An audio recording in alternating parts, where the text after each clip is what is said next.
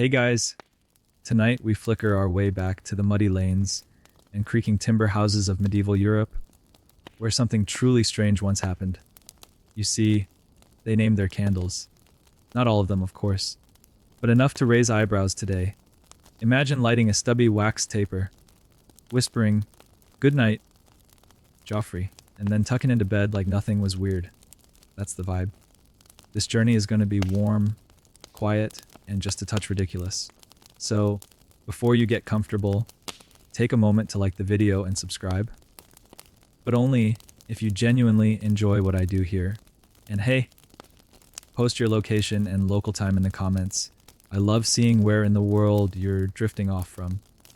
Now, dim the lights, maybe turn on a fan for that soft background hum. And let's ease into tonight's journey together. The first candle you meet tonight, let's just call him Joffrey, is sitting proudly on a cracked wooden table, his wax sides dribbling slowly, like he's trying to sweat through a medieval heat wave. His flame dances like it's heard a secret. Joffrey isn't scented. Joffrey doesn't have a cotton wick. He's got one of twisted flax and ash. And Joffrey, believe it or not, has feelings. Or so his owner thinks. Naming a candle might sound like something a bored child would do today. But in the Middle Ages, it was a little more culturally appropriate. People named tools, furniture, loaves of bread, anything that stuck around long enough to feel like company earned a name. When your life expectancy is 35 and your social circle includes livestock, that stubby stick of light starts to feel like a reliable pal. Candles in medieval homes were more than just practical. They were a presence. A flickering, crackling witness to every argument, every whispered secret, every awkward dinner. Imagine you live in a one-room cottage with 6 people, 2 goats, and an unreasonably flatulent pig named Mortimer. The candle, faithfully burning as long as its waxy body permits, is the one thing that won't gossip or steal your blanket. Giving it a name feels natural, weirdly comforting, and names weren't always basic. Sure, some were like Bright Tom or Martha Glow, but there are records, yes, actual scribbled parchment, where monks note candles with names like Staint, Ember, Lucy Longlight, or even Sir Wick. Historians still argue whether this was devotional ironic or just medieval humor, which was, to be fair, about as subtle as a sheep in church. There's a story, possibly apocryphal, of a blacksmith in Flanders who swore his candle, Gerald, flickered only when someone lied in his shop. Naturally, Gerald became something of a local celebrity. People would stop by to test their honesty. And wouldn't you know it, Gerald flickered every single time someone mentioned paying back a debt. Naming candles might also have been a way to make sense of a world full of superstition. In a time when most people believed in spirits, fairies, and wandering saints, inanimate objects often sat just on the edge of the enchanted. Your candle didn't just give light. It listened. It remembered. If it went out suddenly, maybe it was a warning. And when a candle died, or burned out, it wasn't tossed without ceremony. Sometimes it got buried in the hearth ash, or laid gently beside the hearthstone. One housewife in 1292 allegedly cried when little Nell finally melted into nothing. Her husband, being the medieval romantic he was, carved a new candle and called it Nell II. She married someone else, but the candle lived on. You'd think churches would frown on naming lumps of wax, but surprisingly, they leaned in. Monastic scribes sometimes gave candles names in their ledgers, especially those used in rituals. A particularly thick beeswax candle from York Minster was named Lucian, possibly after a long dead saint or a particularly bad pun. No one's sure, but Lucian was recorded as having lasted through 4 feast days before finally collapsing during a particularly intense Vespers service. May he rest in melted peace. But don't mistake this for sentimentality alone. There was also a very practical, medieval logic to it. In a world without timers or standard units, naming candles helped mark time. Burn the Evanson candle might mean 45 minutes of light. depending on the season and how tightly it was packed. Fetch Godfrey for the taxes could mean get the long, burning one, not the stubby kitchen candle that always fizzles out before the ink dries. This might be a good moment to appreciate just how weirdly resilient candle wax is. Medieval wax was often a blend of tallow, rendered animal fat, and beeswax, meaning it smelled like a sweaty beekeeper's apron when lit. But despite its aroma, it burned steadily. Joffrey, back at the table, might reek a little, but he's got charisma. The kind of candle who listens to your worries and makes gentle, faft noises of encouragement.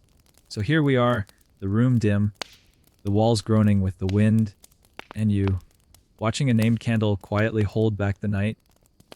You might smile at the absurdity of it all, but admit it, part of you wants to name the little tea light on your nightstand right now. Joffrey would approve. Joffrey's warm little world gets blown into context when you learn what he's made of. Because while today you might picture vanilla, scented soy blends in trendy jars, medieval candles were born from some truly questionable ingredients. There's no getting around it. Joffrey might smell like he died twice before lighting. The medieval world had two candle classes, beeswax and tallow. Beeswax was the gold standard. Literally, it was bright sweet, smelling, and slow burning. It was also so expensive that most people only saw it in churches, cathedrals, or the homes of the dangerously well-off. Everyone else lit their lives with tallow, candles made from animal fat, and boy, did those stink. Tallow was greasy, smoky, and famously rude to noses. It attracted bugs, melted in summer heat, and sputtered like it had asthma. Still, it was cheap and easy to produce. A cow could light an entire winter, if rendered right. Some frugal candle makers even mixed in ashes, chalk, or sawdust to stretch the tallow further, creating what might generously be called light, adjacent goo. But the candle world didn't stop at cows and bees. Oh no. Along the coasts, enterprising folks rendered whale oil into lamps and waxy lumps that barely passed as candles. If you were really daring, you might find candles made with fish oil, goose grease, or in one oddly specific case recorded in a merchant's log from 1328, 40% duck marrow. That candle was named Old Bill, probably because it hunked when burned. Historians still argue whether these oddball ingredients were regional experiments or born of desperate winter shortages. But there's no doubt medieval Europe got creative with its candles. And here's where things get weird. Some of these ingredients affected how candles behaved, which in turn influenced how people named them. Tallow candles that sputtered might get nicknames like Spitty Sam or Hiccups. A candle that burned tall and steady, especially rare in fish, fat blends, could earn a reverent name like the Bishop or Steady Joan. There's an old poem from a Flemish village circa 1400 that laments the passing of gentle Hume, a large beeswax candle that allegedly kept vigil during 3 births, 2 wakes, and the summer when rats took the cheese seller hostage. Whether Hume was real or literary flair is unclear, but it paints a picture. People remembered their candles. They formed tiny relationships with them. You, curled under your blanket now, would not last 5 minutes in a medieval home lit by duck marrow and regret. But back then, folks adapted. They hung herbs above the flame to mask the stench. They sang songs about the brave little flame. Children were told bedtime tales where candles came to life and protected homes from spirits, especially the poorly behaved ones, like Gutter Gus, who always went out during storms. It's worth noting that the way candles burned told people things. Like a medieval lava lamp, their behavior was watched for omens. A steady flame meant peace. A wavering one meant change. If a candle popped or hissed, someone nearby was probably lying, or at least needed to mind their manners. Some chroniclers believed that if your candle bent east, it was a sign from the angels. If it bent west, well, maybe keep a sword nearby. And then there were weeping candles. That's what they called it when wax dripped excessively, forming long, teardrop shapes down the sides. This wasn't just bad craftsmanship. It was emotional. People interpreted it as a warning, a death, an argument, a visitor bringing bad news. A popular candle name in this case, Mournful Bess. This fascination with candle behavior wasn't just poetic. It had a functional side too. Candle makers, especially the serious ones, developed reputations based on how their candles burned. Some were known for clean wax. Others prided themselves on clever names and good luck associations. A wax artisan in Prague famously sold wedding candles, named for biblical couples. If yours went out during the ceremony, it was seen as grounds to reconsider. Yes, candles help people see, but they also helped them feel connected, warned, soothed. They became small anchors in a world of uncertainty. That's a big burden for a stub of whale blubber, but medieval folks were nothing, if not sentimental, about their grease. Now picture this, you're walking into a medieval home at twilight. The hearth glows, shadows twitch on rough stone walls. And there, on a creaky table, sits a single candle. Its name is scratched on the wood beneath it, Thomas. You don't ask questions. You nod at Thomas, and for a flickering second, it feels like he nods back. You shift your weight on the itchy straw mattress, the blanket barely thicker than your shirt, and there in the corner. Yes, that's Thomas again, still burning. He hasn't moved, of course, but the light dances on the rafters like he's quietly judging your life choices. That's the thing about medieval candles. They weren't just objects, they were companions. Roommates, even. In a time when privacy was a fantasy, and the line between sacred and mundane was blurrier than your candlelit vision, folks often treated candles like small, waxy members of the family. They were the first thing you saw in the morning, and the last thing you blew out at night. Sometimes, literally the only thing you could talk to without it yelling back. Imagine this, it's early winter. The fire has gone out. Your parents are snoring loudly from the bed they share with your 3 siblings and a mysterious sack of turnips. You pull the scratchy blanket over your nose, and Thomas glows on a rickety stool nearby. You whisper, "Don't go out, please," like he has a choice. You say it again, quieter this time. "Just hold on till dawn." And that wasn't strange. People talked to their candles like friends, sometimes like priests. You'd ask them to keep the peace while you slept. You'd thank them if your parchment didn't catch fire during writing. And yes, you'd scold them, lightly, if they guttered out mid-meal. It was part survival instinct, part superstition, and maybe a dash of loneliness wrapped in melted fat. There's an odd little passage in a 12th century diary by a Yorkshire reeve who recounts praying to Sesti, Agatha, and the good candle Alfred for a peaceful birth of his 7th child. He describes Alfred as a faithful wick and unbothered by storms. Did the candle have miracle powers? Hardly.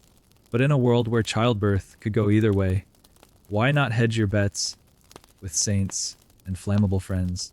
Historians still argue whether this personification of candles stemmed from pagan traditions, Catholic reverence, or simply the universal need to assign personality to the things we rely on. It probably helped that candles flickered. They moved, breathed, almost responded. Light one in a drafty hall, and you've got a flickering dance partner. Name it, Lively Ned. And suddenly, you're not alone in the dark. In richer households, where beeswax was standard and candles stood tall in silver sconces, naming them was a show of taste. Think, the Viscountess Eleanor, a triple, wicked monster meant to light a banquet. Or, Little Edward, a stubby candle that accompanied the Baron to the privy. There's a record of a noblewoman who named all 26 of her candles after Greek muses. She reportedly refused to let Clio be used during storms because history should not be wasted on bad weather. Even in monasteries, candles earned names quietly. Monks often relied on specific candles to time prayers. One Franciscan scribe in 1315 notes, "I wrote the Psalms of Lent by Ambrose alone. He burned with patience." Whether Ambrose was a particularly tall taper or just a really agreeable chunk of wax, we'll never know. But clearly, he earned the monk's respect. And then there's the family kitchen, center of chaos, warmth, and onions. The candle here was often the run of the wax litter, chopped short, burned unevenly, smelled faintly of boiled everything. But even he got a name. In one 14th century household inventory from Bruges, there's a scribbled note, kitchen light, called Grumble. Poor Grumble. He tried his best. These names weren't just emotional fluff. They served memory. In households without clocks or much written language, naming a candle helped track events. You might remember the winter little Etta died. When her candle, Etta's light, burned for 3 nights straight while she lay ill. Afterward, the family never burned another candle without whispering, "For Etta," as they lit the wick. Now, to be clear, not every candle got this treatment. Sometimes you just needed a stub of something to get through a latrine trip at 2 a.m., and you didn't exactly name your toilet torch Valiant Percival. But even these throwaway candles could earn nicknames if they lasted through a hard time or didn't fizzle out during a midnight storm. And weirdly enough, candles sometimes made it into wills. Yep, real, legally binding bequests of wax. To my nephew Rowan, I leave the candle Benedict, which lit my prayer table faithfully. That's a true entry from a village estate record. What Rowan did with a half burned candle is anyone's guess. Lit it once, let it melt with dignity, gave it a Viking funeral in the duck pond. One can only hope. Even children were in on the trend. Candles became part of stories, games, and bedtime rituals. A popular tale involved the brave Wickling, a candle who journeyed through the house to drive out shadows and defeat Sursuit. Parents would name the child's night candle something silly. Captain Bright Boots, or Tiny Bernie, and encourage them to whisper their dreams into the flame. You might laugh, but next time you light a candle before bed, and its little flame dances just so, don't be surprised if you feel the urge to say, "Good night." Because sometimes, even the humblest wax puddle feels like family. It's market day, and you trudge along a cobbled street, slick with yesterday's rain, and something less mentionable. Cloaks rustle, carts clatter, and somewhere nearby a goose is making a strong case for becoming soup. You round the corner and boom. There it is, the candlemaker's row. Smoky, waxy, chaotic, and somehow absolutely packed with drama. You probably thought selling candles was a chill business, right? Just melt some fat, pour it into a mold, and boiled, light. But in medieval Europe, candlemaking was a cutthroat market, especially in towns. Every stall competed for attention, for buyers, for status. And naming candles, that was marketing gold. Picture this. One stall advertises, 6 for a groat! Long burners! Smell less than your neighbor! Pretty good. But the next stall over, they're selling St. Margaret's Grace, the Night Watcher, and Gregory the Reluctant. Suddenly, you're not just buying light, you're buying a story. These names worked. You, shivering and broke, hear about a candle called Never, Flicker Fred, and think, yeah, that's the kind of stability I need in my life. Or maybe you're superstitious and warding Flame of St. Oswin sounds like exactly the kind of waxy angel you want glowing beside your bed. Some candle stalls had mascots, wooden cutouts of smiling tapers or dramatic painted signs. Others hired criers to shout things like, "Get your candle, blessings here! Guaranteed no melting on feast day!" It was part business, part theater, and people genuinely picked favorites. One infamous pair of rival chandlers in Bristol, Ags Fry and Oswald Nib, had a years-long feud involving spy apprentices, stolen molds, and public duels over naming rights. The drama was so spicy it earned a ballad, The Flame and the Fat A Candle Quarrel. People sang it at taverns, probably off-key. Agnes specialized in what she called temperamental candles. They had names like Judgy Ellen, Witch's Mood, and Sir Roland the Sputtery. She claimed they burned according to the mood of the room. which is almost definitely a lie. Oswald countered with names like Lady Steady and Parish Bright, selling reliability and sanctity. His booth had a hired monk who blessed each sale for an extra penny. Historians still argue whether these rivalries actually improved candle quality or just escalated the local gossip scene. Some say the competition led to wax innovations, like braided wicks or hollow molds for more even burning. Others think it just led to wax, slinging brawls behind the sausage cart. But the real winners were the townsfolk. You had choices. You could walk into market with a half groat and walk out with the flame of foresight, rumored to reveal secrets in its smoke curls. Or Betsy the Brave, known for lasting through storms, childbirth, and your Uncle Gerald snoring. And then there were specialty sellers, morning candles, betrothal candles, travel tapers. Won't die in the wind! Even reconciliation candles. One booth claimed their product, the Peacemaker, reunited 3 estranged families and a mule. Did it? Unclear. But people lined up. Candle gossip was real. Did you hear Margaret's prayer candle burned blue? Might be the pox. Or that new wax blend from the east. Smells like judgment and onion. People watched each other's candles at dinner, parties, and religious gatherings. The way a candle behaved wasn't just a mood. Sometimes it was social currency. If your candle sputtered in a noble's home, you might be laughed at. If it burned tall and still, you'd nod proudly like, yeah, that's Beatrice. She knows how to hold a flame. It wasn't just a town thing. Traveling peddlers carried regional candle names with them, like the Devon Glow or York's Ember. These became trendy.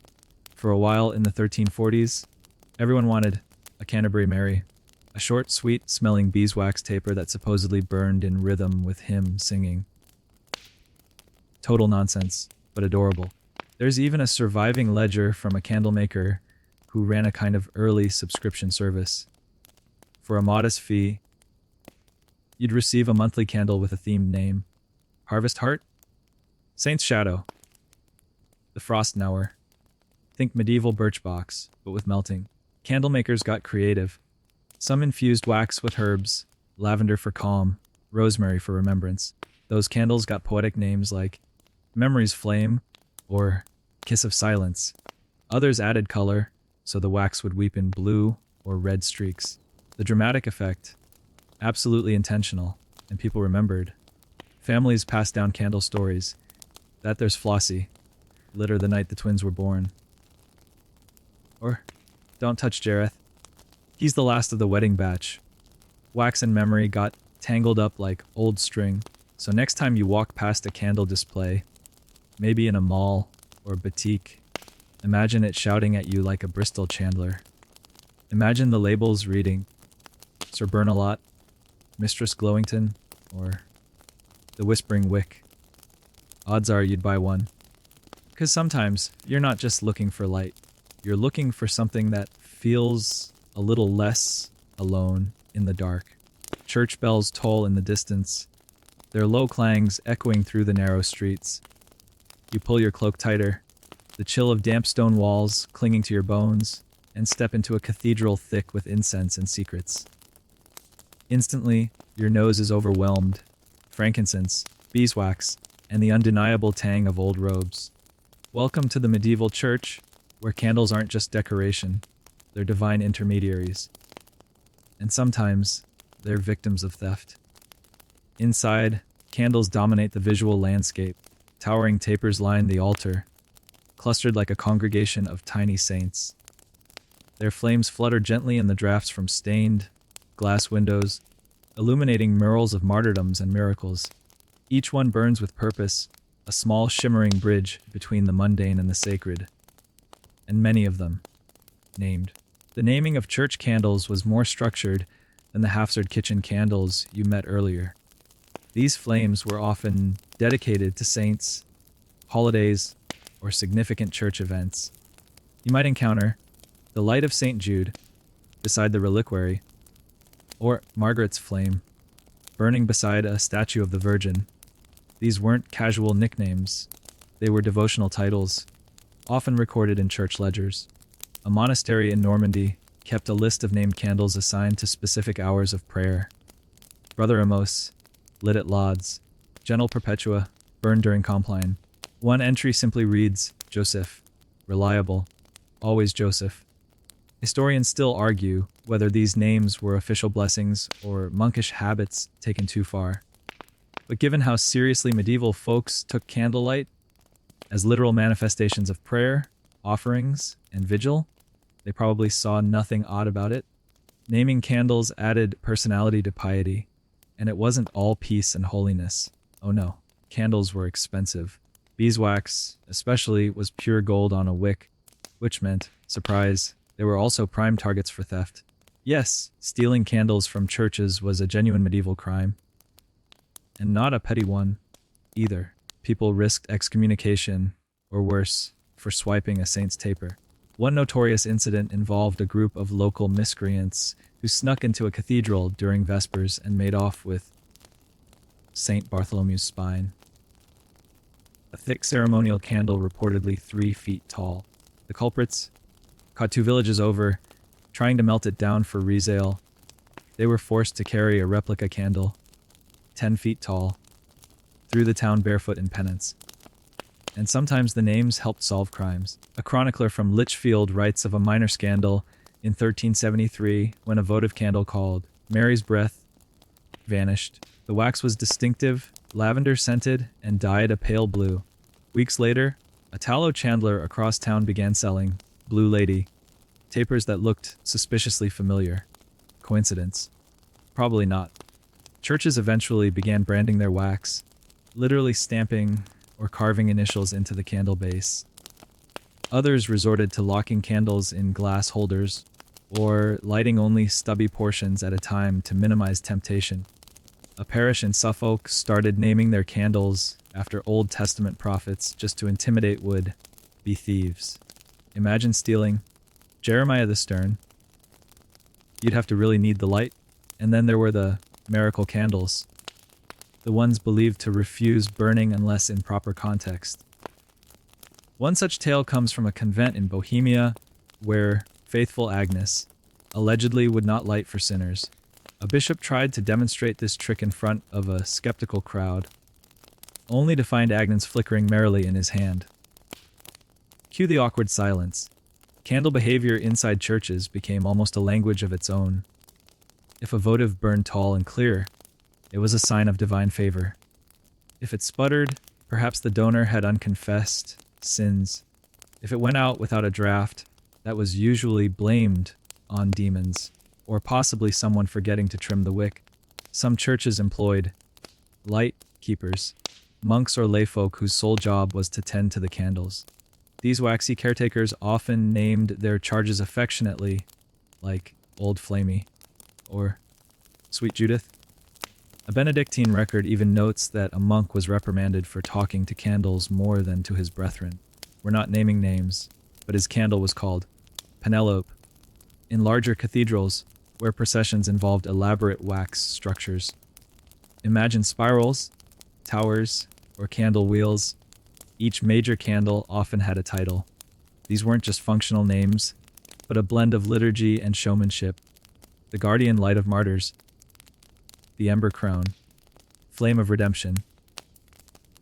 Sounds like a metal band lineup, but these were serious spiritual statements. And people remembered these candles. Pilgrims would travel hundreds of miles to light a taper beside a specific named flame, often in the hopes of healing, clarity, or protection. Candle naming became a kind of ritual shorthand. Familiar, comforting, and spiritually loaded. So here you are again, standing before an altar. The priest bows, choir boys hum something vaguely Latin, and the candle beside you. It's Thomas the Watcher. He stood there for decades, through sermons, storms, and more than one bad incident. His flame is steady. You find yourself nodding to him. Because in this ancient, echoing place, that tiny light feels alive. Outside the quiet sanctity of the church, back in the tangled, smoky alleyways of the medieval town, something a little more exclusive is taking shape. A flicker here, a hush there. You follow a cloaked figure past the fishmonger, past the butcher's questionable goose pile, and slip through a side door marked only with a suit, blackened flame symbol. Congratulations. You've just entered the secretive world of candle guilds. Yes, guilds. The organized, slightly terrifying candle economy of medieval Europe. Now, guilds weren't just clubs for folks with matching aprons. They were powerful institutions. They regulated training, ensured quality control, and, perhaps most critically, controlled the candle naming pipeline. If you thought Sir Wick was just a fun label a street seller slapped on a candle, think again. That name had to be earned, approved, and sometimes, believe it or not, blessed. At the heart of this waxy bureaucracy sat the Guild of Chandler Masters. It sounds grand, and it was, in that medieval way of being, both incredibly formal and vaguely damp. Members met in candlelit halls filled with soot, beeswax perfume, and arguments over wick thickness. A master chandler would take on apprentices who spent years learning everything from wax refinement to wick braiding and the best part, name crafting. That's right. There were rules about how you named your candles. Religious names? Allowed, but only if you used beeswax and included at least 1 drop of frankincense. Names after nobles? Allowed, but only with written permission. Funny names? Sometimes banned. One poor lad was fined 2 silver groats for selling Bernie McBurnface. Historians still argue whether guilds protected quality or stifled innovation. But it's clear they maintained an odd hierarchy, not just of skill, but of candle personality. A thick pillar candle could be the cardinal, but a thin smoky taper, maybe just Vestry Jim. The guilds also had initiation ceremonies. New members were often sworn in by lighting a ceremonial candle called Mother Flame. This legendary beeswax torch was passed down through generations, its stubby remains kept in a locked iron box. When lit, the Mother Flame was said to grant clarity of hand, steadiness of wick, and silence of customers. That last one was probably a joke. Probably. They took it all very seriously. One English guild kept a ledger titled The Registry of Flame, which listed candle names, birth dates, aridi pour dates, ingredients, and eventual fate. Some candles were marked as retired. Others, more dramatically, were listed as perished in waxfold, or fell to suit. And a few were exalted, endured storm, glowed for love, saved a midwife's eyes. This poetic nonsense gave the candles lives of their own. It also built brand loyalty. People would come into guild shops asking for specific lines. Do you have another from the Winter's Hope series? Last year's Gerald burned clean through Christmas. Gerald was popular. Some guilds got theatrical. They held naming ceremonies for major batches. Chandlers would dress in robes, chant in Fox Latin, and bless the wax with herbs. One particularly dramatic guild in Florence would place their best candles on miniature thrones before giving them names like Lucentia, the Vesper Guardian, or Danny's Ember. They even kept a book of candle prophecies. Spoiler, none came true. And then there were the Black Candle Guilds. These shadowy groups operated outside the rules. Rogue chandlers who sold unblessed, unregistered wax, often scented with strange herbs or shaped in uncanny ways. Their candles had names like the Hollow Flame, Listener, or Widow's Wick. Customers whispered about them in taverns. Burned one last night. They'd say, eyes darting, saw my dead uncle in the smoke. Of course, the official guilds hated this. They tried to ban these candles, claiming they were cursed, unstable, or simply smelled like pickled goat. Sometimes they were right. Sometimes they were jealous. And not all secret societies were shady. Some candle-making groups met to share light during hard winters. They made communal flames, candles crafted from mixed wax, each person adding a spoonful. These often got group names like the Together Light or Hope Heap. If a village suffered loss, a fire, a plague, they'd light that candle in the town square, watching it melt as one. These rituals, whether sanctioned or underground, gave candles an identity beyond function.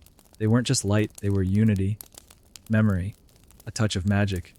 And every so often, someone would smuggle a candle out of a guild meeting, still warm, still unnamed, and give it a name that felt right. Not official, not blessed, just true. Maybe Ella, after a lost sister. Maybe the last warm thing.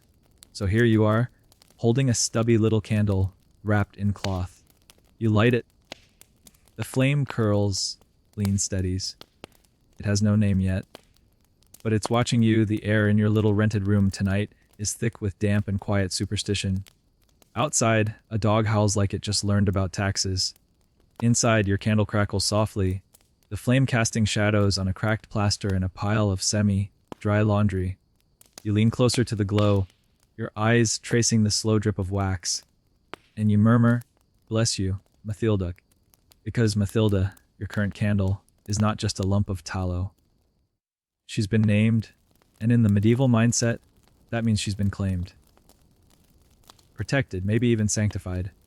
Welcome to the strange intersection of candle naming, religious blessing, and, because this is medieval Europe, mild but persistent magical suspicion. First off, naming a candle wasn't always just whimsy. There were rules. In many communities, especially devout ones, you couldn't just christen any stub of wax, saying, "Beatrix the Glorious," and call it a day. No, you needed intent. Ritual, sometimes holy water, sometimes a mildly drunk priest. When candles were created for religious use, particularly those used in mass, vigils, or processions, they were often blessed with formal prayers. And part of that ritual occasionally included giving the candle a name, especially if it was meant to represent a saint, an idea, or a vow. One 14th century convent in southern France regularly named their festival candles after theological virtues: hope, mercy, justice, and the lesser known but deeply important temperance, Jinger. So she was the short one. These names were then recorded in a wax-bound book known as the Flame Ledger, which sounds like a metal album, but was actually dead serious. Blessing a candle meant more than sprinkling water and saying a few words. Some communities anointed the wax with oil, carved crosses into the base, or whispered the names of saints into the wick before lighting it for the first time. The goal: to imbue the candle with both protection and purpose. Historians still argue whether these blessings were seen as purely symbolic or if people genuinely believed the candle held divine power. Some scholars suggest it was both practical piety wrapped in hope. Others think people leaned hard into magic, light, better name your candle, or how will it know not to start a fire while you sleep. And there were curses, because of course there were. If something can be blessed, it can also be unblessed, misused, tinkered with. People whispered of spoiled candles, wax used in funerary rites that was later stolen, melted down, and reformed. Lighting one by accident could allegedly summon bad luck, insomnia, or, most terrifying, rats. One rural tale from the Black Forest tells of a woman who lit a candle she bought cheap from a traveling seller. It flickered blue, burned low, and filled her house with the scent of wet dog. She named it Never Again. The rats came that night. Coincidence? Probably. But she threw the candle into a stream anyway, just in case. And not all cursed candles looked ominous. Some were deceptively sweet, honey, scented, white wax, even flecks of gold. These mirror candles were said to reflect the emotions of their owners. If you were joyful, they burned bright. If you were angry, they sputtered. If you were plotting revenge via cursed soup, the flame leaned toward the cauldron. Handy, but a little unsettling.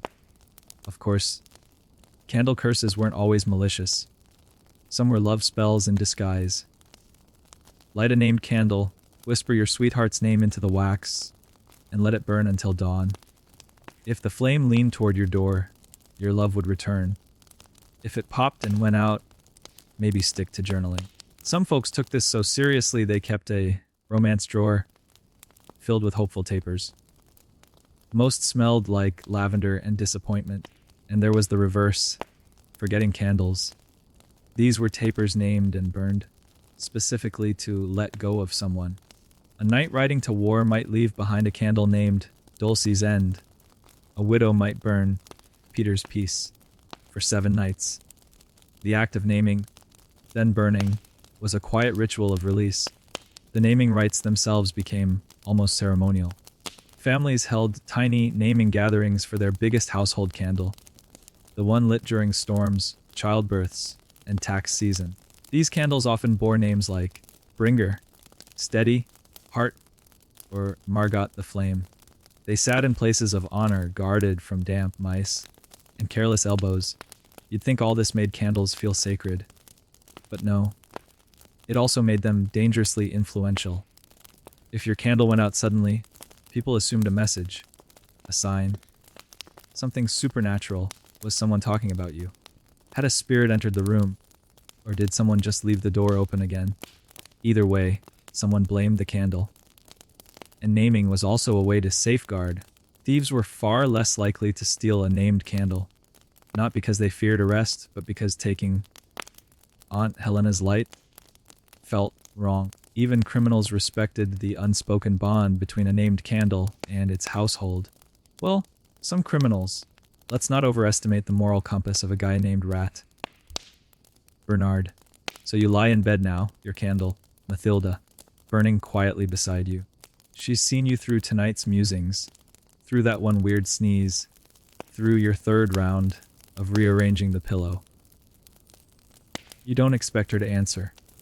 But still, before you drift off, you whisper, "Thanks for staying." She flickers. Just a little. You wake to the muffled sound of bells, distant chatter, and the smell of warm bread. Today is no ordinary day, it's Candlemas, February 2nd.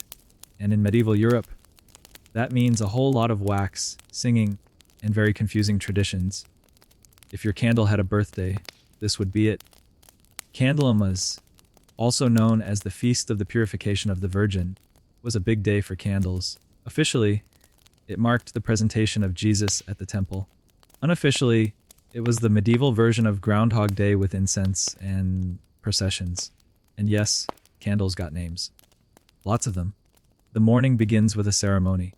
You shuffle into church behind your neighbors, holding your best candle. The special one, not the lumpy emergency taper you used during last week's outhouse incident. Maybe it's called Rosamund, or Peter's Vigil. You light it as the priest blesses every flame in the room, murmuring Latin over the collective flicker of hundreds of waxen souls. The smoke rises thick and reverent, curling toward the vaulted ceiling like a ghostly choir. The scent is heavy with beeswax and dried rosemary, because naturally, someone tried to make their candle smell fancy. It doesn't work. It smells like herb ham on fire, but everyone is smiling anyway. Candlemas wasn't just for show. People took their blessed candles home and used them throughout the year in times of trouble. Illness. Light the Candlemas taper. Thunderstorm. Light it and say 3 Hail Marys. Your pig refuses to move. Give it a try. If it worked last spring, it might work again. And naming your Candlemas candle, practically expected. Families gave them names like Bright Thomas, Mary's Glow, or even Gerald the Fearless. That last one belonged to a farmer who insisted Gerald protected his goats from foxes. Historians still argue whether foxes fear fire or just couldn't stand Gerald's burn time. There was even a whole subculture around candle naming contests on Candlemas. In some villages, kids would parade their family candles through town and declare their names aloud. Prizes were sometimes awarded for the cleverest or holiest titles. Imagine a small boy yelling, "This is Saint Flicker of the Hill," and getting a stale honey cake for his trouble. Monasteries took Candlemas seriously. They named entire racks of candles for the day, some going so far as to assign personalities or roles. One record from an abbey in Cornwall lists the Watcher, Midnight Sentinel, and the oddly specific Brother Crispin's toe warmer. Maybe Crispin liked to read after compline. Maybe he had cold feet. Who knows? In homes, the Candlemas candle was often stored in a special place, wrapped in cloth, hidden from drafts, kept out of reach of small, sticky hands. It wasn't lit casually. Lighting, Alma, or St. Roland, meant someone was sick, scared, or seeking guidance. These candles were rarely burned to the end. People trimmed them carefully, trying to stretch their blessed power for the full year. If you made it to next Candlemas with a stub left, it was considered good luck. Old Alma made it through harvest, someone might boast, holding up a lump of wax no bigger than a beetle. And then there were the myths. Candlemas candles were believed to hold minor prophetic abilities. If the flame burned blue, news from afar. If it leaned sharply, expect a visitor. If it smoked before lighting, change is coming. Or maybe your wick is damp. Either way, exciting. The flicker of the Candlemas candle became part of household lore. People recited its stories, remembered the night it stayed lit despite the drafty roof, or the time it burned beside the cradle while the baby finally, slept. Families passed them down, or at least kept their stubs in drawers with broken rosaries and mystery keys. Not to be outdone, some merchants cashed in on the hype.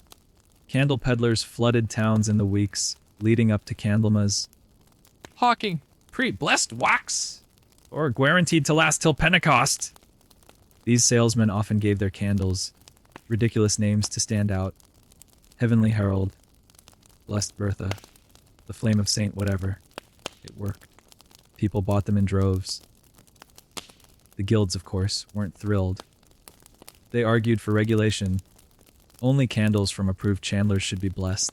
But priests, especially overworked rural ones, blessed whatever people brought. One even reportedly blessed a cheese once, mistaking it for a lumpy candle. No one corrected him. The cheese later became a minor pilgrimage object. On Candlemas night, households often had quiet rituals. The candle would be lit once more, sometimes placed in a window to guide lost spirits or nosy neighbors. Families sat around it, praying, singing, or just staring into the soft, holy glow. You curled up in your medieval bed again, light your own blessed taper. It's called Patience. It was named by your grandmother and has outlasted 3 roofs and 1 unfortunate chicken coop fire. Tonight, its flame is calm, unwavering. You feel safer just looking at it. It's only wax and wick. But in this strange world of feast days, flickers, and faint hopes, it feels like more. Your room smells like thyme, smoke, and just a hint of something suspiciously sulfurous. You've done it again. Lit the wrong candle from the box under your bed. This one isn't your regular nightlight. This one is Gracie. And according to the old woman who sold it to you at the midsummer market, Gracie is a candle of influence, love spells, minor hexes, the occasional unsolicited confession from that neighbor who never returns your bowls. Yes, tonight you've stumbled into the waxy underworld of candle magic. Not the official kind with robes and cathedrals, but the kind whispered about in alleyways, practiced in garden sheds, and fueled by the belief that candles could do more than just light your stew pot. They could meddle in hearts, hopes, and the truly weird bits of the human soul. You see, candle naming took a distinct turn when mixed with folk magic. A regular candle might be Sweet Elspeth and burned beside your family altar. A magical candle, that would be Elspeth the Binder, as in binding hearts, intentions, or possibly your neighbor's mouth shut during dinner arguments. And people believed in this stuff. Not everyone, but enough. Love spells were most popular. The process varied, but often it involved carving the object of your affection's name into a candle, lighting it on a specific moon phase, often new or waxing, and letting it burn while you recited a charm. Let his heart warm like wax. Let his thoughts bend like wick. That sort of thing. Historians still argue whether these practices were remnants of older pagan rituals or just highly imaginative stress relief. Either way, candles earned reputations. If Francesca the Lovely burned fast, your courtship would be hot but short. If Leonard the Long Light refused to stay lit, maybe he just wasn't that into you. And then there were revenge candles. Darker. Sootier. often made with black wax or with strange additions, hair, salt ash. These candles bore names like Whisper, Backturner, or the infamous Old Crookie, who supposedly flickered in rhythm with your enemy's hiccups. Lighting one involved specific mutterings, careful timing, and, most importantly, never letting it burn all the way down. That's how you ended up with a hex stuck on you. People carried these candles in secret, tucked in satchels, hidden in root cellars, lit behind barns while the family snored. Most of the time, nothing happened. But once in a while something did. A lucky break. A sudden confession. A rival tripping into a puddle of manure. And the candle got the credit. Some candles were made for dreams. Burn them just long enough, then snuff them with a thought in your mind. You'd see visions while you slept. Candles like Soft Seeing, Revealer, and Mist Mary gained small cult followings. One diary from 1382 describes a farmer who saw his missing cow in a dream after lighting Clara the Knower. The next morning, there she was, stuck in a neighbor's apple shed. Coincidence? Depends who you ask. Candle spellbooks started circulating. Hand, copied by hedge witches, cunning folk, and one very bored nun. These books listed recipes, rituals, and, crucially, names. Candle names that promised clarity, passion, or safety. Some even warned, never name a candle, Mirowick. It sees both ways. Of course, the church frowned on all this. Magical candles blurred the line between devotion and superstition. Some priests preached against it. Others confiscated suspicious tapers, especially ones with carvings, herbs embedded in the wax, or names written in strange alphabets. There's even a record of a bishop declaring, no candle should carry both a saint's name and chicken blood. But enforcement was tricky. People needed hope. They needed control. And if lighting a candle and whispering, bring him back, help someone sleep, who was going to stop them? Not all magic candles were ominous. Some were simply meant for luck, carried to market to ensure good haggling, lit before childbirth, burned during negotiations within laws. A popular name in this category, Nudge, just a little help. Others were guardians, Flamekeeper, Doorbright, Silent Auto. These were candles you lit when someone was away. They stood in windows, quiet and unblinking, like sentinels of wax. Travelers saw them from afar and felt grounded. Loved, washed over. Even skeptics sometimes played along. Light it just in case. They'd say, can't hurt, might help. And so the flickering army of half-believed hopes and fears grew. So here you are now, watching Gracie burn. Her flame leans left, almost lazily, as if she's unimpressed by your skeptical thoughts. The room is quiet. Your wish was simple peace, a dreamless sleep. The chance to feel, just for tonight, like everything is okay. The wax pools. The air settles. And for a moment, it's like she heard you. You're standing in a stone corridor, the kind with echoing footsteps and banners that never seem to stop smelling like rain. This isn't just any hallway. It's inside a royal palace. And over there, in a brass sconce with enough ornamentation to qualify as minor architecture, burns a candle that costs more than your childhood home. Her name? Augustina. Royal candles were a whole other species of wax. Bigger, brighter, and dressed like they were going to a coronation. These weren't just for light. They were for spectacle. A monarch didn't just use candles. They curated them, named them, positioned them like courtiers, and in the grand game of medieval image management, a candle named Augustina spoke volumes. Beeswax only, of course. Tallow was strictly for peasants' kitchens, and that one embarrassing incident with the ambassador's dinner. Royal candles were dyed gold, embossed with crests, sometimes even embedded with spices or tiny gems. Imagine lighting a stick of cinnamon, wax called Sestine, Eleanor's Vigil, while planning your next diplomatic power move. One chronicler from Burgundy describes a banquet where the candles each had titles, placements, and designated themes. Peace, Mother of Realm. Victory at Sea. Each flame like a chapter in a very flammable history book. Servants were given precise instructions on when to light and extinguish each one, depending on which course was served. Misfire the order, that's 2 days of kitchen duty with the geese. And these weren't just one-off names. The court kept records, scrolls listing official candle titles and their occasions, the night of treaty, birthright ember, even the flame of second thoughts, which lit up during a notoriously tense pre-wedding council. Some names were reused, others were ceremonially retired, often melted and poured into commemorative tapers for future royal events. That's right, even royal candles got legacy planning. The nobility followed suit, each trying to outdo the other in the wax naming arms race. One particularly flamboyant duchess hosted a ball where every guest was escorted by a servant holding a named candle meant to represent their mood. Sir Gideon arrives under pride's spark. Lady Maud is with longing flame.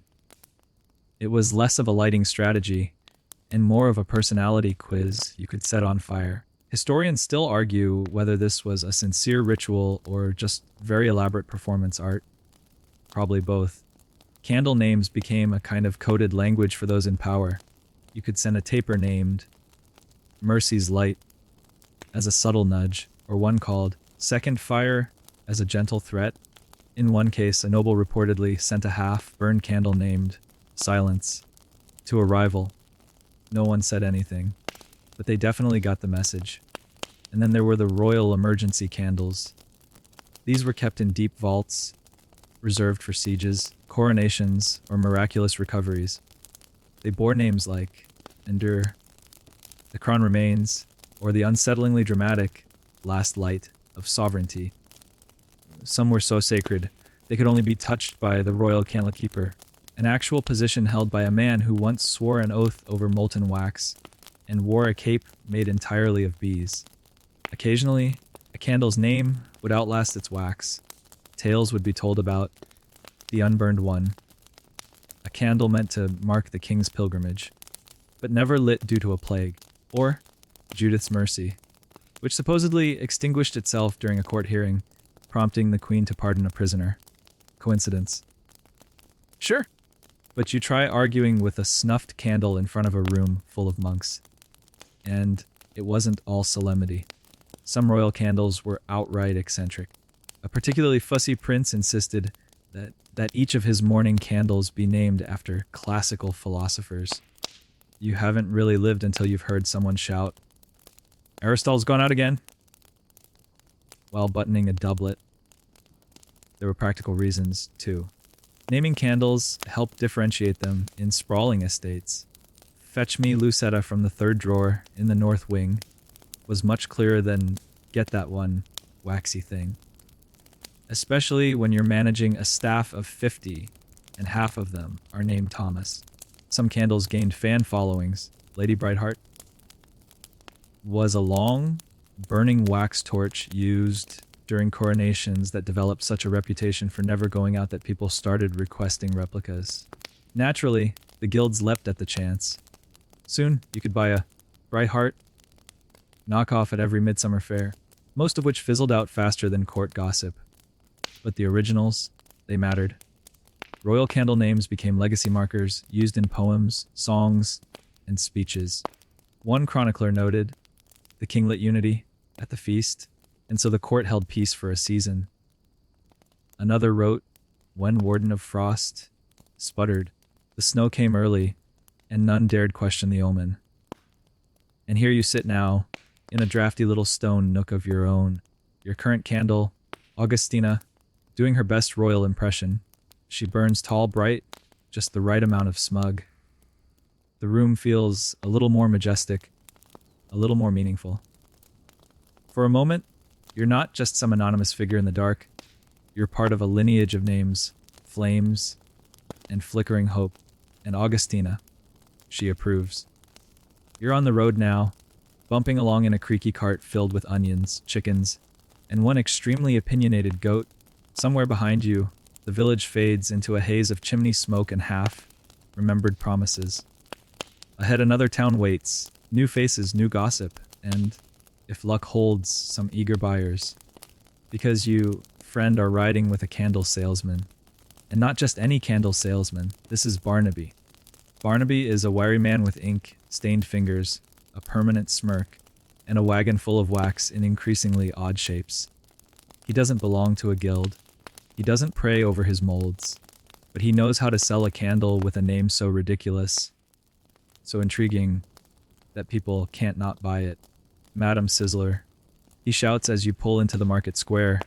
Good for love, light, and terrifying in laws. He flashes a candle the color of old cabbage and winks. A woman snorts, but buys two. This is the art of the traveling candle merchant. No shop, no guild dues, no bishops breathing down your neck. Just a cart, a flair for storytelling, and a knack for naming candles like they're retired opera singers. Barnaby's stock is a blend of trial error and unregulated creativity. His candles come with names like Sneaky Susan, The Inquisitor's Nap, Pepper the Third, and Honoria Glowbottom. Does the name mean anything? Not really. But it makes people laugh, wonder, or lean in closer. That's the point. He sells love candles, sure, but he also carries candles of regret. So, light it when you're sorry and too chicken to say so. And travel tapers, like Holmes Whisper or Flickerfoot. People eat it up, especially in places where the candle market is stale and the locals have forgotten that wax can have personality. And here's the thing. Barnaby names every candle individually. He scratches names onto scraps of parchment and ties them with thread. No two are the same. Each flame's got a story. He tells a boy buying his first candle. You light it, you carry it on. Some names catch on. One year, Mildred the Persistent becomes a hit after a midwife swears it stayed lit through 36 hours of labor and a mild earthquake. Suddenly, everyone wants a Mildred. Barnaby starts adding numbers. Mildred Ty, Mildred's cousin, sort of Mildred, until even he loses track. Historians still argue whether these peddlers were innovators or just charming nuisances, but they brought candles into places that guilds didn't reach. Rural towns, remote monasteries, roadside inns. Their candles weren't always the cleanest or the slowest burning, but they had soul, or at least really good names, and the names stuck. A tavern might keep a Barnaby special on the mantle for luck. A shepherd might light Hope Ablaze every winter solstice, claiming it wards off wolves. One merchant even carried Old Sputters across the Alps, insisting it kept his cart from overturning. It didn't. But he survived, and Sputters got his own legend. These traveling chandlers also gathered stories. Every name came with a little spiel. Flame of Forgetting, lit at the end of bad courtships. Mossy George, used by monks in the north to dry boots. Don't ask how. Some stories were true. Some were wildly, spectacularly false. But they made the wax worth more than its weight. Barnaby once sold a candle called The Weeping Mayor, claiming it had been lit at the exact moment a town leader stubbed his toe and burst into tears mid-speech. Sold 5 in 10 minutes. People love a dramatic candle. And then there was the whisper game. People passing on candle names like folklore. I heard of a taper called Whistleback. Burn blue when danger's near. There's one called Lanternella. Lit it once. Saw your future in the smoke. Barnaby just grins when asked if it's true. Could be. He says, but would you want to find out? By the end of market day, his cart is lighter, his pockets heavier, and the air still smells faintly of rosemary and unverified promises. He packs up the unsold candles, each lovingly renamed. No one wanted Francis the Maybe. He mutters, shaking his head. Tomorrow you'll be Francis the Resilient. Better luck. You ride with him one more night. The road is long, the stars overhead cold and scattered. Barnaby lights a candle before bed. He doesn't say its name aloud, but you notice the wax label reads, Last Friend. It burns quietly, bravely in the dark. The candle is small, not grand, not blessed, not infused with clove oil or crushed petals. just simple tallow in a cracked clay holder, sputtering gently as the night creeps in. You're in a monk's cell, bare, cold, and quiet enough to hear dust settle. And this candle? It's a confidant. Its name? Gregor. In medieval Europe, a surprising number of people talked to their candles. Not just idle chatter like, "Don't go out yet," or "Please stop dripping on the Psalms," but full-on conversations. And on rare occasions, they listened back. Welcome to the world of candle diaries and flame confessions.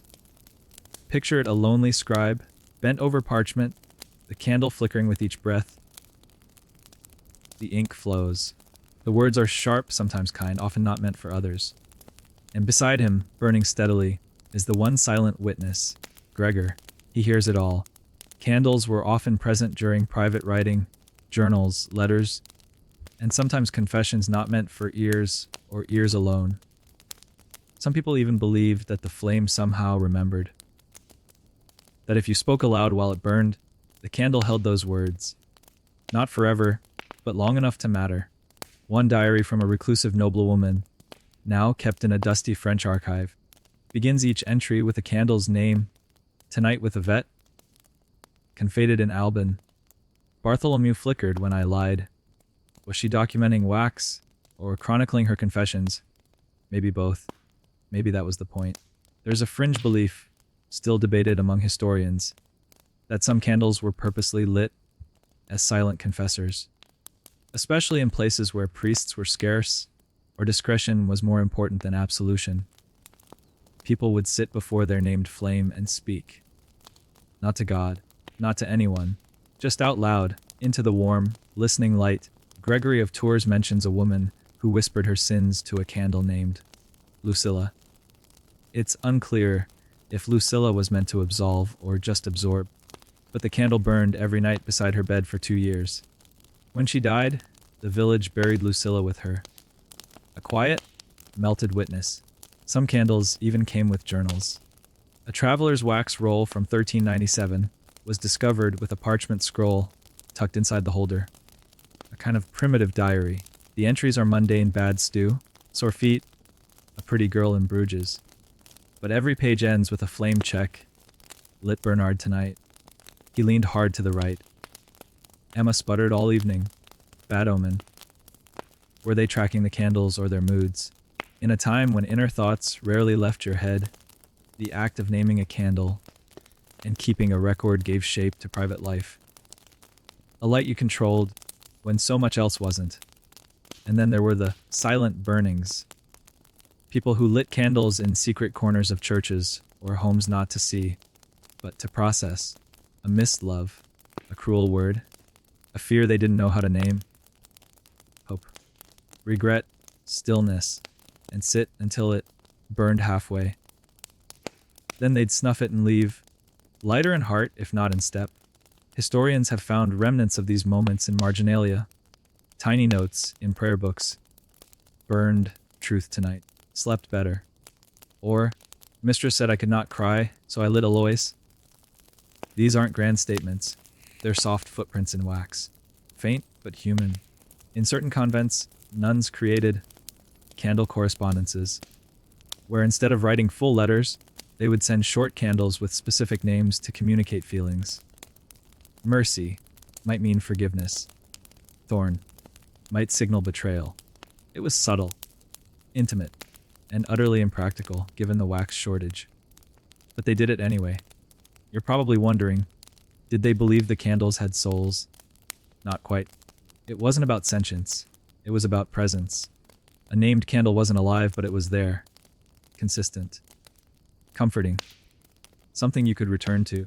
Something that changed shape slowly, predictably, without judgment. Some even believed that if you burned a confession candle too low, the wax would reveal symbols, faces, words, that never really panned out unless you count hot goo vaguely resembling a duck as divine communication. But still, people tried. There's a strange comfort in the idea that a candle could hold secrets. No backtalk, no shame. Just a flame, a flicker, and the warmth of knowing that something else bore witness to the soft, aching parts of you. So now, you sit in your own room, Your candle tonight is Clarence. He's a bit crooked, melts unevenly, smells faintly of cabbage, but he's listening. You didn't write anything down, didn't speak aloud. But still, he knows, and somehow that's enough. It's deep into the night now, so late it's practically morning. Most candles would have guttered hours ago, reduced to a sad puddle and a whisper of smoke. But not this one. This is Eldrick. And Eldrick just won't die. There were always stories about candles like Eldrick. The ones that burned too long. The ones that, by all logical rules of wax and wick, should have extinguished themselves days ago. Yet there they were, burning bright, refusing to melt, refusing to fade. Becoming, in the eyes of medieval folks with far too much time and too few scientific instruments, practically immortal. You first hear about Eldrick in the town square, whispered by a merchant who saw him in a monastery. Burned for 9 nights straight. Didn't even weep. They say he's holy, or cursed, or both. Stories like this spread quickly. Because what's more exciting than a candle that defies death? Soon, Eldrick is a legend. Pilgrims arrive to see him. Artists draw his flame, with tiny faces in the wax. Children are told if they stare at Eldrick long enough, he'll reveal your fate. One overly enthusiastic nun claims he cured her hiccups. Another insists he once flickered in Morse code, which wouldn't be invented for centuries. But still, historians still argue whether the legend of immortal candles, like Eldrick, were exaggerations, accidents, or clever marketing. One theory: hidden wax reservoirs, candles crafted with secret inner cores that refueled the wick. Another theory: someone just kept replacing the candle quietly at night to preserve the myth. Either way, Eldrick became a waxy celebrity. He wasn't alone. Across Europe, different towns had their own unburnables. In Spain, there was Celia, a beeswax pillar who allegedly burned through a storm that flooded the cathedral. In Denmark, the widow's flame stayed lit during childbirths for 3 generations. In Italy, Luciano the Unmelting was guarded by monks who swore he once caught fire without a spark. That last one was likely a chimney mishap, but the name stuck. Some claimed these candles had souls. Others said they held wishes.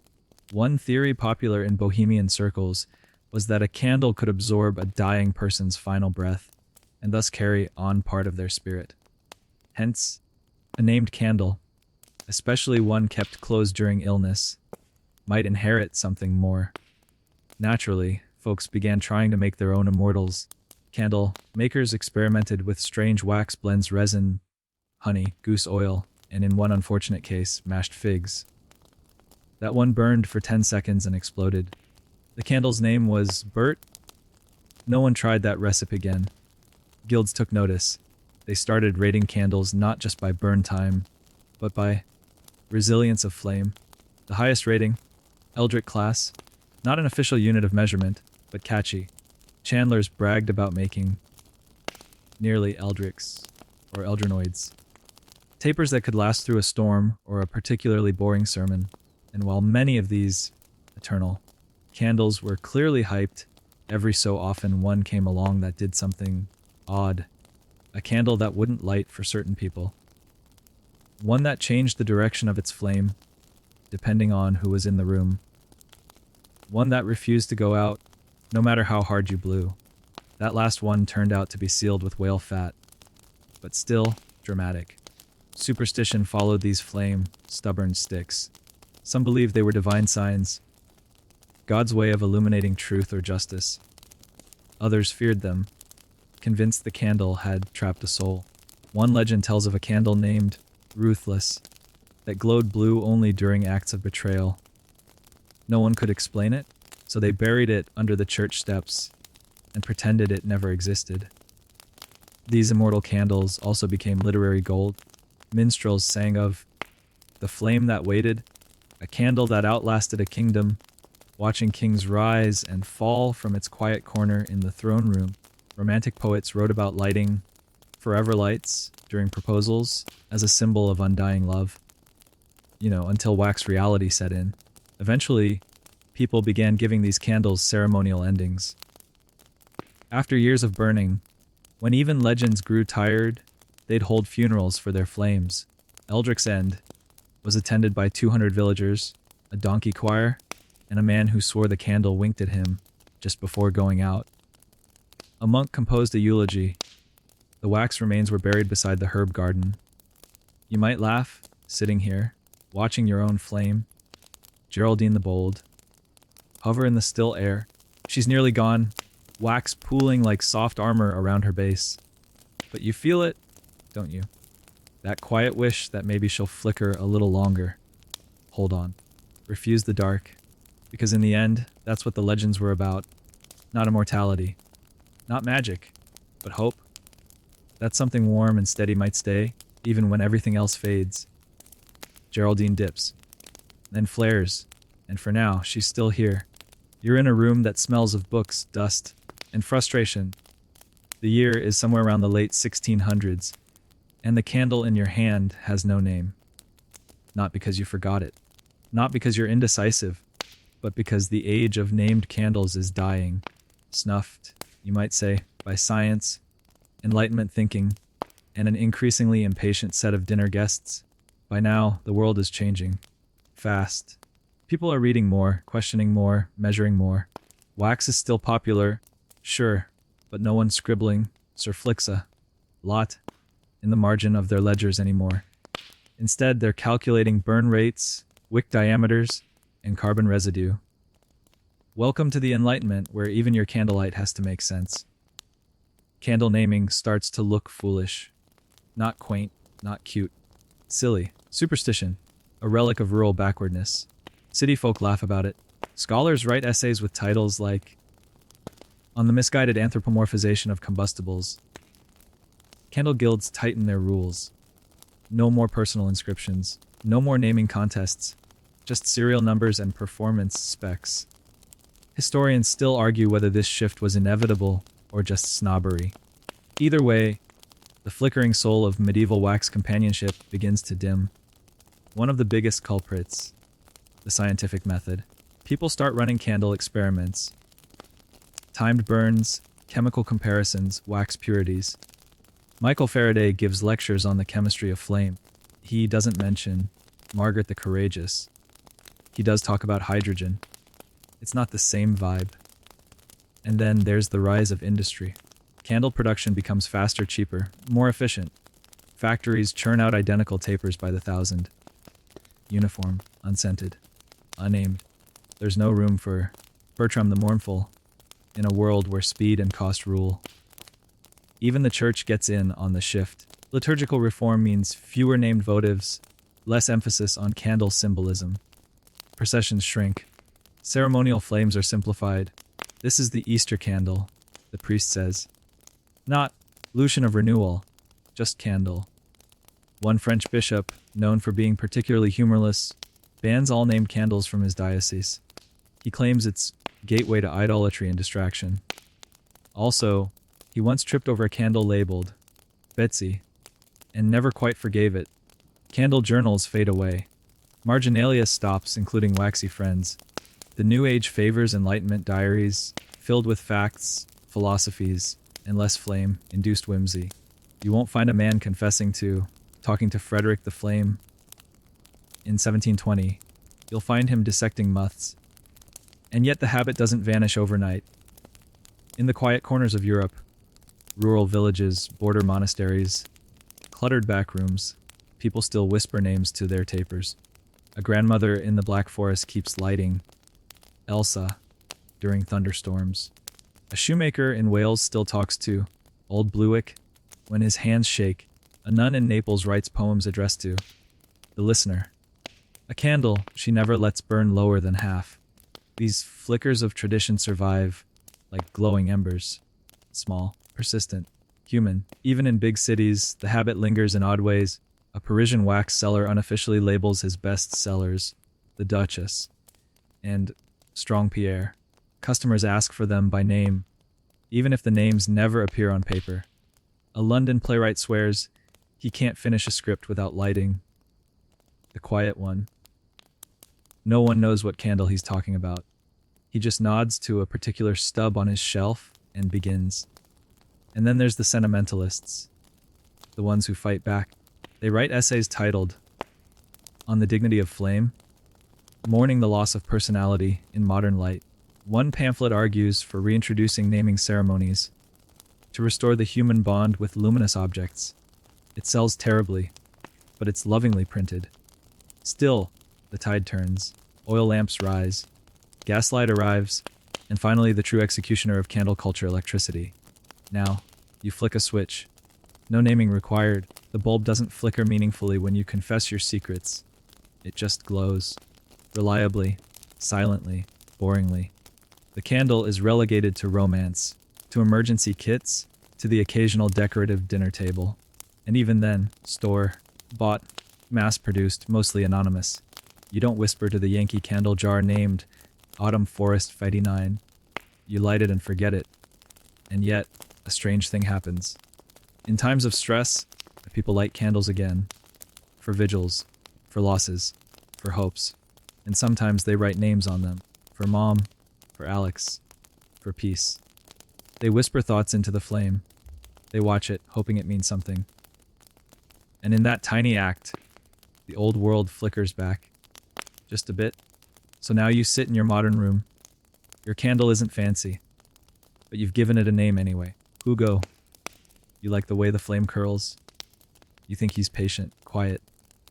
And as the lights fade, as the hum of the world quiets, Hugo keeps watch.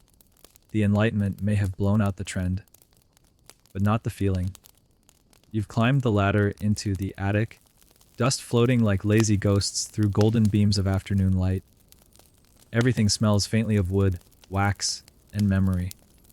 The floor creaks beneath you, each step a whisper from another life. Up here, forgotten things wait. Old trunks, cracked mirrors, and the occasional scandalous shoe. And in the far corner, beneath a sheet that looks suspiciously like someone's lost bedsheet, is a wooden box. You flip it open. Inside are candles. Dozens of them, some melted into odd lumps. Others still proud and sharp-edged. A few wrapped in paper, the ink faded but legible. And right there on the top, Mebal. Written in a hand that looped its letters like it was telling a joke, you found them. The last of the named candles. Over the centuries, many such boxes have been discovered. Tucked in attics, buried in chapel walls, sealed in cellar nooks. Collections of wax and words, waiting. Some belong to families, kept for tradition. Others were forgotten entirely until a gust of wind or a clumsy cat nudged them back into the world.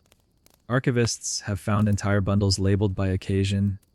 Wedding light, storm candle, baby's first wick. Others had names like Faith, Promise, Uncle, Terry's Mistake. Each with wax stains that map its story in glossy drips and quiet scars. There was a trunk in Austria where every candle had a diary entry. Lit Beatrix during my fever. She held strong. Martin's flame leaned when the midwife arrived. Mosswick wouldn't stop crackling. He was always a nervous type. The wax was long dried, but the words, still alive. Historians love these finds, not because they reveal anything revolutionary, but because they feel so human.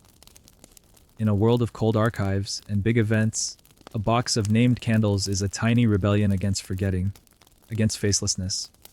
And sometimes the names are funny. In one Scottish manor, a child's candle collection included Sir Melta, Lot, Goopy Face, and the one that peed wax. You can imagine the giggles, the way the flame must have wobbled as they tried to keep straight faces during bedtime prayers. Other candles carried grief. One was named If Only. Another, Too Late. Their wax was thin, barely used. Someone lit them once. Couldn't bear to finish. Those stubs were tucked away, because sometimes even extinguished light needs a place to rest. Modern museums have tried to display these candles, but it's tricky. Wax is fragile. It warps, melts, sometimes crumbles into sad piles of nostalgia. Still, some brave curators have managed, setting them in cool glass cases beside their handwritten names. Visitors lean close. They read The Quiet One and wonder what secrets it kept. One London exhibition featured a wall of candle names recovered from parish records and personal journals. No actual wax, just names on parchment, each beside a flickering digital flame. Alma, Roderick, Blush, Windwaiter, the last of the summer candles.